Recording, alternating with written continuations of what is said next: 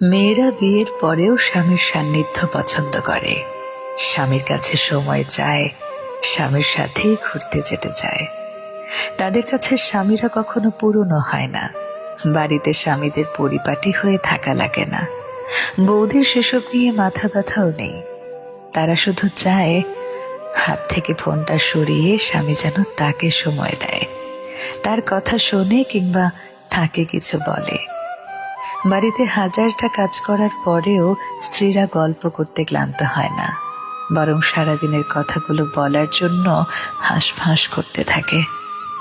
তাদের শুয়ে পড়লেই ঘুম চলে আসে না, বরং ঘুমন্ত স্বামীর দিকে চাতক পাখির মতো তাকিয়ে থাকে।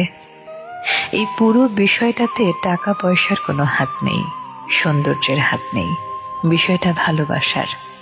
স্বামী সুন্দর কিংবা অসুন্দর, টাকাওয়ালা কিংবা গরিব, পুরনো কিংবা নতুন, এইসব সত্যিই কোনো ম্যাটার করে না। তারা শুধু ভালোবাসার মানুষটাকেই ভালোবাসে। অথচ পুরুষ মানুষের কাছে ব্যাপারটা উল্টো। তাদের কাছে বউ পুরনো হয়, বউকে ভালো লাগে না, বউয়ের কথা ঘ্যান ঘ্যান মনে হয়।